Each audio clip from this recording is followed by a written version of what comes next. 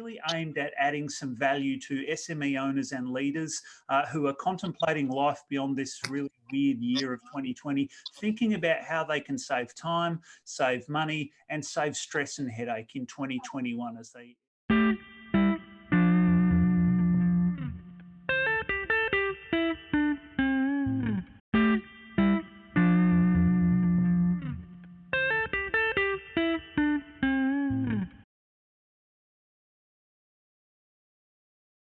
Welcome to the advisory deck. We've got the Brady Bunch Zoom virtual online version happening today. I'm Troy Forrest from Strategy Road, and in addition to a crowd of other folk, I'm joined once more by my partner in crime, James McGill from Chatham Capital. Morning, James.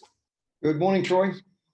Mate, we're excited to have a cast of thousands, well, not really thousands, but a handful of the Strategy Road swarm joining us today for what we think will be a really interesting, concentrated, bite-sized edition of the advisory deck, really aimed at adding some value to SME owners and leaders who are contemplating life beyond this really weird year of 2020, thinking about how they can save time, save money, and save stress and headache in 2021 as they venture into this kind of brave new world that we're working through. So we've gathered a handful of the Strategy Road swarm together today on this Zoom call, who are all individual business owners, business leaders, advisors, consultants, and service providers to SMEs of all kinds. And we've given them 90 seconds each on the clock. This is not a US presidential debate.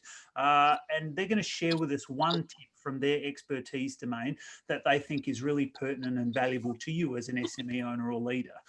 So all of their details will be in the closing credits and through the videos, so you can reach out to them individually. So I'm going to go around the Zoom room now and ask them to share in 90 seconds something of value to you and your business. I'm going to kick it off with Katie Byrne, who is a productivity and project management expert from a business called Right Hand Band. Take it away, Katie. Thank you, Troy. So my hot tip is to create processes. So it doesn't sound very exciting, but it can be a great way to free up some time and some brain power on repeatable tasks. So it can be as simple as a bunch of steps to follow that map out the most effective way of performing a task so that you can do that quickly and consistently every time. So it's just like a recipe. It's clear and easy to follow for a predictable result. So say when a client signs off on a new proposal, what are the steps that I do to get them set up properly? Well, I've got a little checklist that I quickly look over and I know, okay, set them up in Xero, create a deposit invoice, send a services agreement, enter them in my CRM, tick, tick, tick. I don't have to think about it, and I also don't miss any steps each time. Same as when, say, wrapping up a project, gaining customer feedback. Instead of thinking, how did I word that email last time? I'll just search back through all my sent email items. So the key is consistency and efficiency, and it can be really straightforward to jot down a process in a method that works for your style, whether that's checklists or screenshots or hand scribbled flowcharts or a combination of different methods. The other main thing that processes help with, just really quickly, is that it starts to build a library of these are the tasks that I do. So down the track, when you start to split out jobs for outsourcing or employing someone or looking at what you can automate, I work with lots of people that are at capacity, but they don't know where to start in sharing the load. So by mapping out what you do, it's easier to then chunk out pieces of work that you've already set the ground rules for. This is the way that I expect things to be done. So you're not only saving yourself time currently, but also then in the future when you're looking to grow. Sorry, yeah, great start.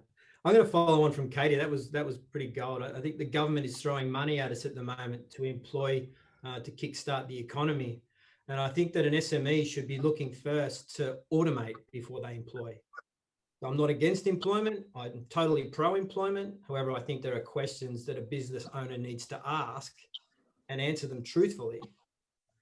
And to me, that is, if you had a choice, would you work for your own business? Do you have integrated systems and documented procedures in place that support you and your employees to do their jobs well?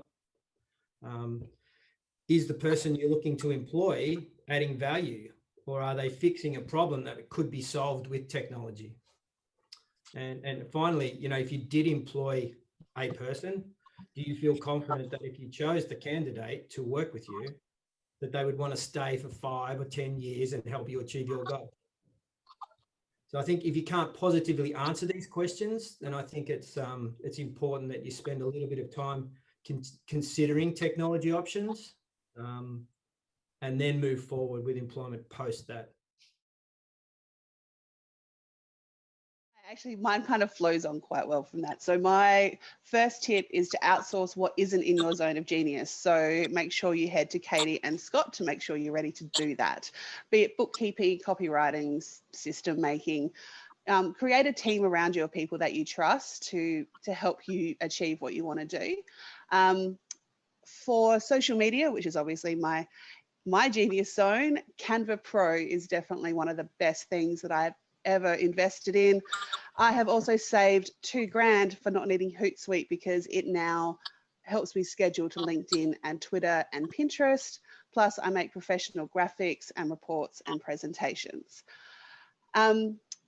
Also Creator Studio, which is in Facebook itself, is a great tool to help you schedule your content, and it's also free for Instagram and for Facebook. The last tip is batch your content. So if you are in a zone where you're like, I am creating, or you've got a great hair day, you know, get a whole heap of photos done, create a whole heap of content that you can have on the side so you can have it out later. So you're not scrambling around trying to find out what you're going to do next. Terrific tips.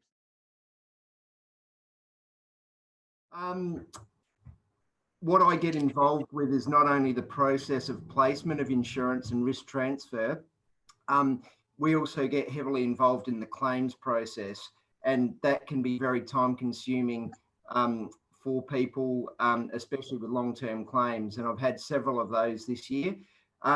They can be large losses, particularly. I've got a couple with fires as a result of the bushfire. And we're still working on those. And I've had a couple of large business interruption claims this year due to various types of insured events. So claims is a very important part of what we do. We get involved in the initial lodgement of the claim, putting together with the client what is needed to support the claim, proof of ownership, financial information, etc.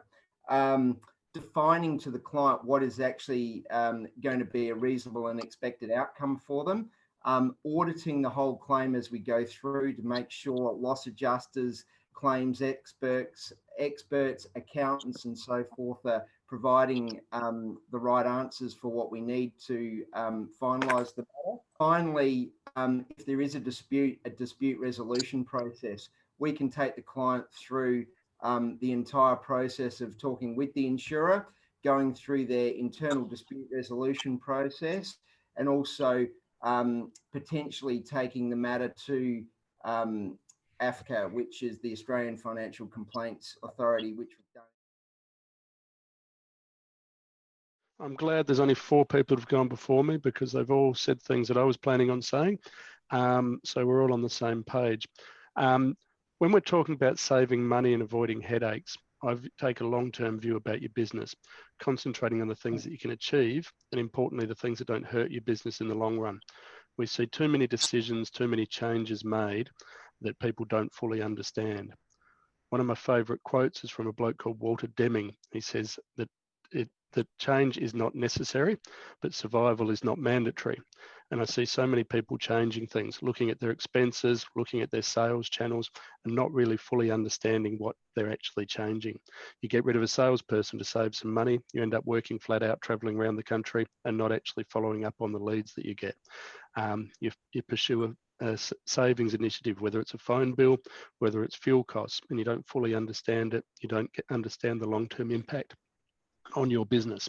So as people said, look at processes, look at technologies, outsource what you can, whether it is outsourcing your payroll or your bookkeeping, using timesheet applications, whatever it might be, to save yourself some time, to systemize it, and to actually give you more business information. You want to be working in your business, not on your business. On your business, not in your business. And you want to actually be the one that's actually making the meaningful change, selling the product, and getting out there and about with your customers and your clients, not actually tangled up in the complexities of your bookkeeping, your timesheets, and carrying around receipts and dealing with things. Use the tools, Receipt Bank, HubDocs, give better information to your advisors. If you're working with a lawyer or an accountant or even an insurance broker, you need to give them good information about what your business needs so they can give you good answers. The worst thing you can possibly do with an advisor is go with a vague question about what you need. So the more you understand about what you need, the better you can brief them, the less headaches and the better savings you will achieve.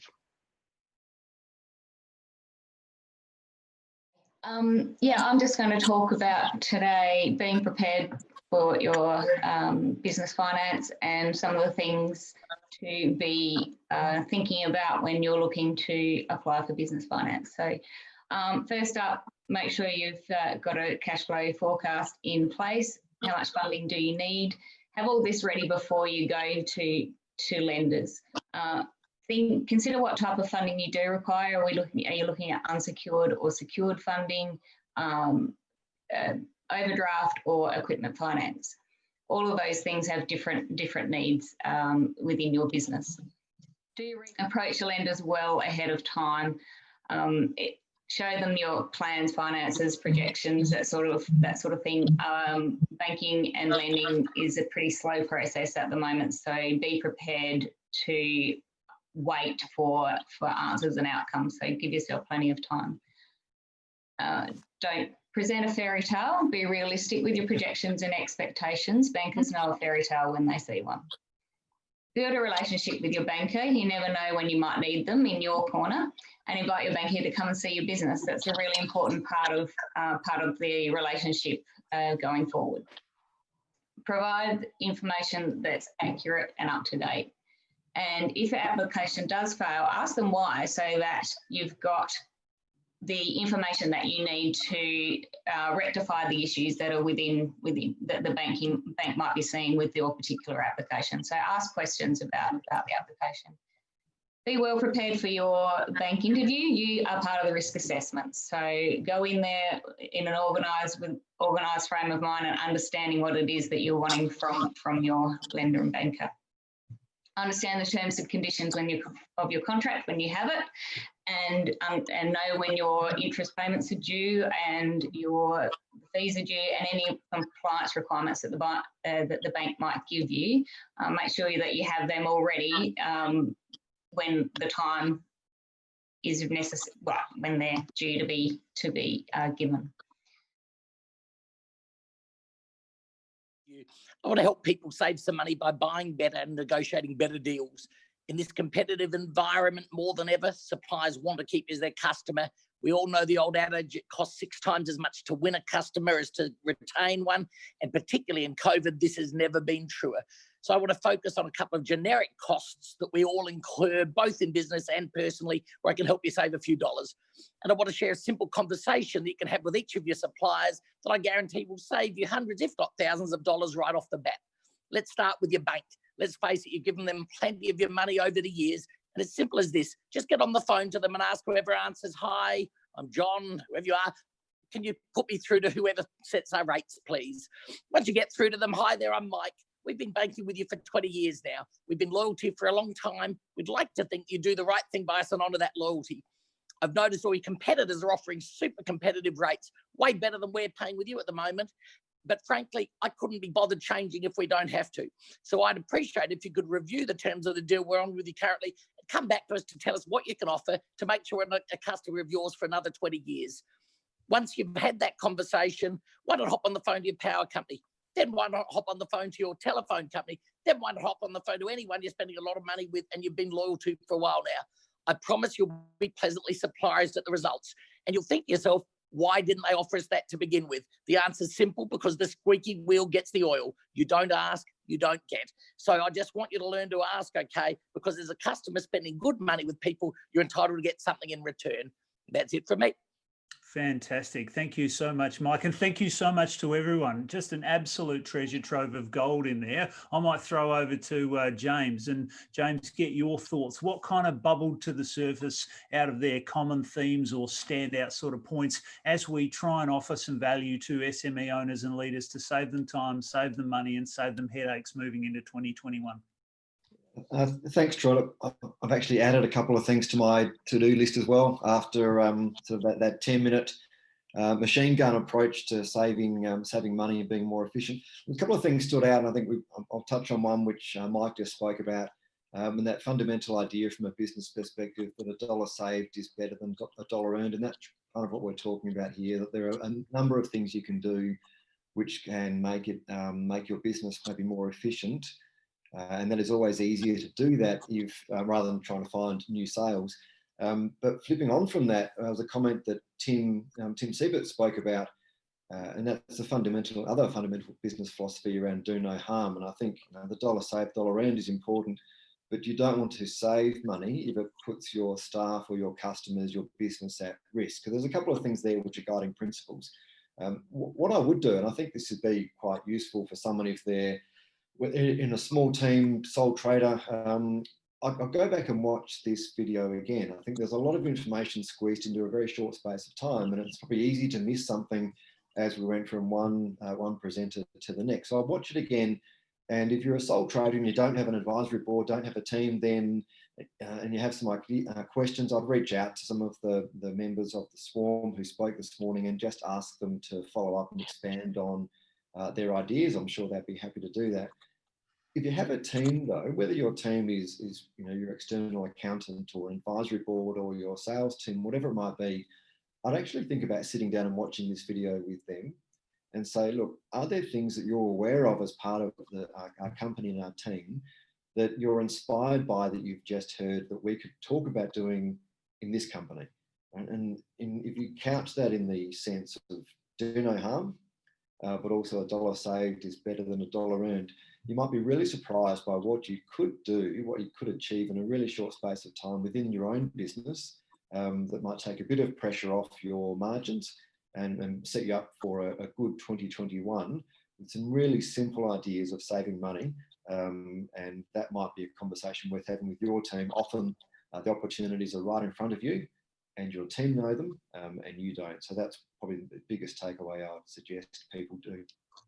Fantastic takeouts, James, and absolutely agree with everything you've said. I mean, we heard, in 90-second bursts, some absolute key principles and ideas around processifying where you possibly can, around looking for streamlining opportunities where you possibly can. No one's necessarily approaching 2021 with, the bank account bursting. And so looking for ways to be thoughtful, be smart about how you're spending your finite packet of money and time and resources within your business. We, of course, have a collective of pretty bright people, subject matter and domain experts in their own rights. And I want to thank all of the contributors this morning to this discussion.